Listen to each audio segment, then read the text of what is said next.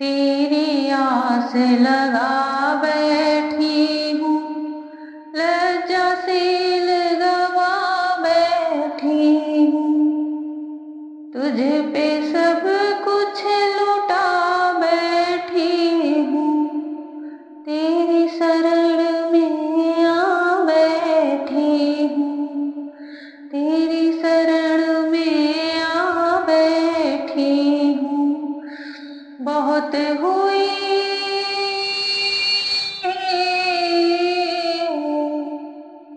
बहुत हुई अब हार गई मैं, बहुत हुई अब हार गई मैं, क्यों छोड़ा मझधार सांवरिया ले चले यमुना पार, ले चल यमुना पार सांवरिया ले चल यमुना पार, सांवरिया ले चल यमुना पार। जय श्री कृष्णा मेरी सोल फैमिली, आध्यात्म आपके अपने चैनल पर आप सबका बहुत बहुत स्वागत है। भगवान श्री कृष्ण एक बार जिसका हाथ थाम लेते हैं, फिर वह जीवन पर्यंत और सिर्फ इस शरीर के साथ नहीं, वह इस आत्मा से जुड़ जाते हैं। आप चाहे जितने जन्म ले लो, वह कभी आपका साथ नहीं छोड़ते। जब तक आपका प्रारब्ध है आप जन्म लेते रहोगे, पर भगवान श्री कृष्ण आपको स्वयं को भूलने नहीं देते। तभी तो पिछले जन्म के पुण्यों से आप अगले जन्म में उनकी भक्ति प्राप्त कर लेते हो, उन्हें याद कर लेते हो, श्रीमद् भागवत महापुराण का पाठ कर लेते हो। कुछ लोगों को देखा जाता है कि बहुत ही कम उम्र है, फिर भी उनका मन अनायास ही भागवत की तरफ चला जाता है। यह उनके पूर्व जन्मों का ही प्रारब्ध होता है कि भगवान उन्हें भूलने नहीं देते स्वयं को। जो कोई भी इसे सुन रहे हैं, श्रवण कर रहे हैं, उन पर कृष्ण की महिमा, कृष्ण की कृपा बरसे। श्रीमद् भागवत महापुराण का पंचम स्कंद 19वां अध्याय चल रहा है, किम पुरुष और भारतवर्ष का वर्णन।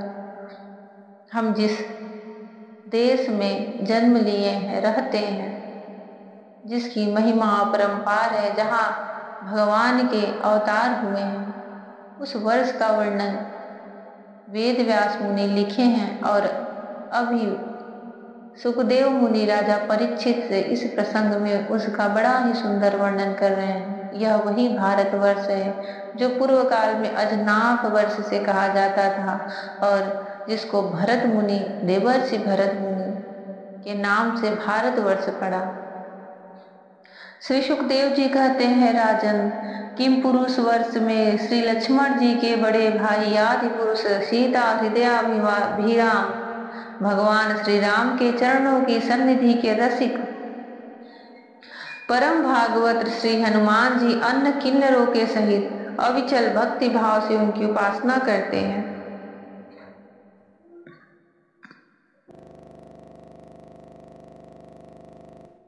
जिसका मुख बानर के समान और देह मनुष्य के समान हो, उन्हें भागवत में, शास्त्र में, सनातन में किन्नर शब्द दिया गया है। यहाँ पर किन्नर शब्द से अर्थ है कि जो देव मनुष्य होते हैं, भागवत के समान होते हैं, उनका मुख बंदर के समान और शरीर मनुष्य के समान होता है। वह जो किन्नर वर्ष है, वह उनको किम पुरुष कहा जाता है। और उस किम पुरुष वर्ष में सब भगवान श्री राम की उपासना करते हैं। वहां अन्य गंधर्वों के सहित आष्टेयशेण उनके स्वामी भगवान राम की परम कल्याणमयी गुण गाथा गाते रहते हैं। श्री हनुमान जी उनसे सुनते हैं और स्वयं भी इस मंत्र का जप करते हुए इस प्रकार उनकी स्तुति करते हैं। ओम नमो भगवते उत्तम श्लोकाय नमः। आर्य लक्ष्मण शील व्रताय नमः। उपशिक्षितात्मन उपसित लोकाय नमः। साधुवादनिक षडाय नमो। ब्रह्माण्य देवाय महापुरुषाय महाराजाय नमः इति। हम ओमकार स्वरूप पवित्र कीर्ति भगवान श्री राम को नमस्कार करते हैं। आप में सत्पुरुषों के लक्षण, शील और आचरण विद्यमान हैं। आप बड़े ही संयत चित्त, लोकाराधन तत्पर, साधुता की परीक्षा के लिए कसौटी के समान अत्यंत ब्राह्मण भक्त हैं। ऐसे महापुरुष महाराज राम को हमारा पुनः पुनः प्रणाम है। भगवान विशुद्ध बोध स्वरूप अद्वितीय अपने स्वरूप के प्रकाश से गुणों के कार्य रूप जागृत आदि संपूर्ण अवस्थाओं का निराश करने वाले सर्वांतर आत्मा, परम शांत, शुद्ध, बुद्धि से ग्रहण किए जाने योग्य, नाम रूप से रहित और अहंकार शून्य है। मैं आपकी शरण में हूँ।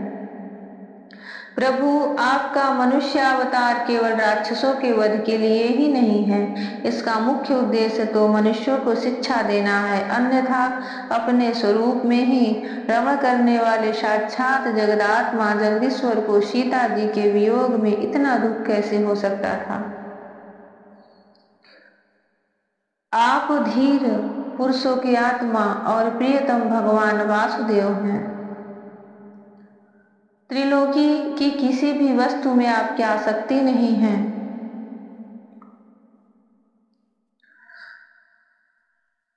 आप न तो सीता जी के लिए मोह को ही प्राप्त हो सकते हैं और न लक्ष्मण जी का त्याग ही कर सकते हैं। आपके व्यापार केवल लोक शिक्षा के लिए ही है।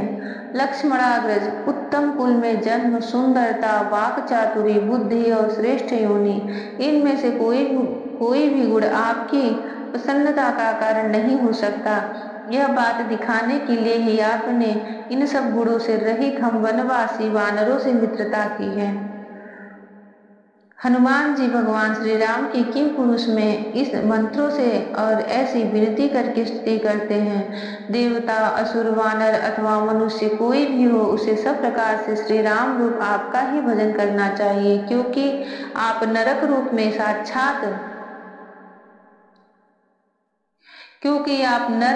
साक्षात श्री हरि ही हैं और थोड़े किए को भी बहुत अधिक मानते हैं। आप ऐसे आश्रित वत्सल हैं कि जब स्वयं दिव्य धाम को सिधारे थे तब समस्त उत्तर कोशल वासियों को भी अपने साथ ही ले गए थे। भारतवर्ष में भी भगवान दयावश नर नारायण रूप धारण करके संयमशील पुरुषों पर अनुग्रह करने के लिए अव्यक्त रूप से कल्प के अंत तक तप करते रहते हैं। लक्ष्मण जी का त्याग। एक बार भगवान श्री राम एकांत में एक देवदूत से बात कर रहे थे। उस समय लक्ष्मण जी पहरे पर थे और भगवान की आज्ञा थी कि यदि इस समय कोई भीतर आवेगा तो वह मेरे हाथ से मारा जाएगा।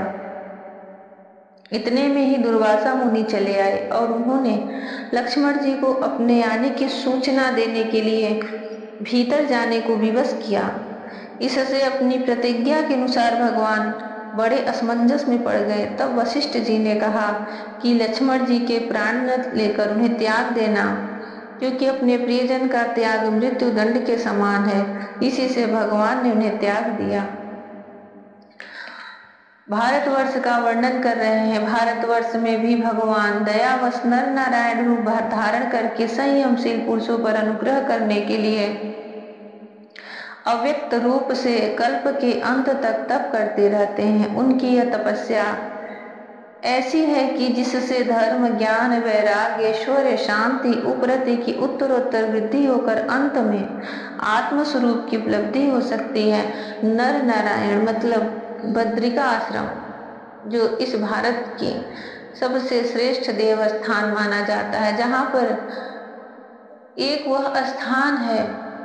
देखिए अभी पितृपक्ष चल रहा है, तो मैं इस प्रसंग को भी बताती हूँ कि बद्रीनाथ में एक ऐसा दिव्य स्थान है जहाँ पर मनुष्य अपना स्वयं का पिंड दान करता है।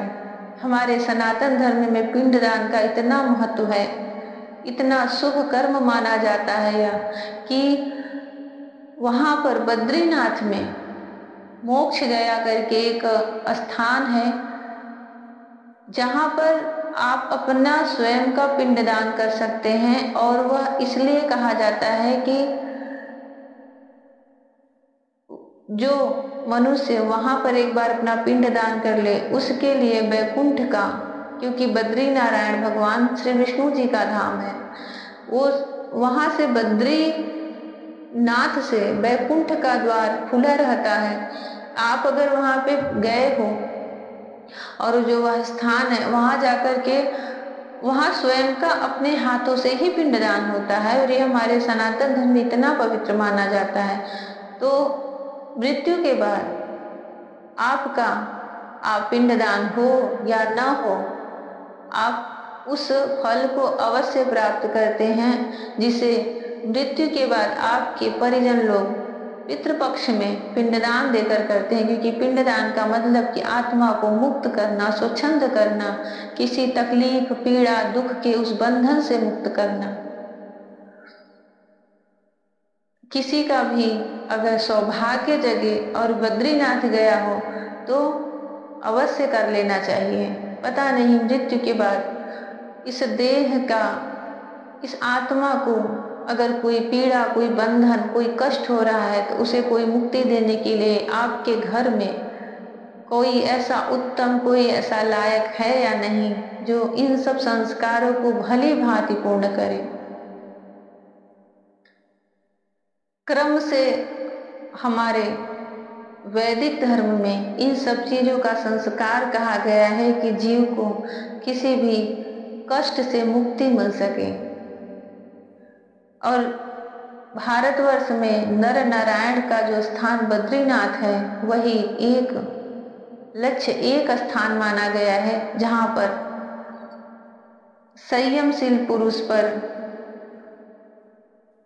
भगवान संयमशील पुरुषों पर अनुग्रह करने के लिए अव्यक्त रूप से, अदृश्य रूप से कल्प के अंत तक तप करते रहते हैं। वहां की जो ऊर्जा है साक्षात श्री हरि की ऊर्जा से व्याप्त है। आप वहां से होकर आए हो तो भगवान श्री हरि की ऊर्जा से मिलकर आए हो। उनकी यह तपस्या ऐसी है कि जिसमें धर्म, ज्ञान, वैराग्य, ऐश्वर्य, शांति और उपरति की उत्तरोत्तर वृद्धि होकर अंत में आत्मस्वरूप की उपलब्धि हो सकती है।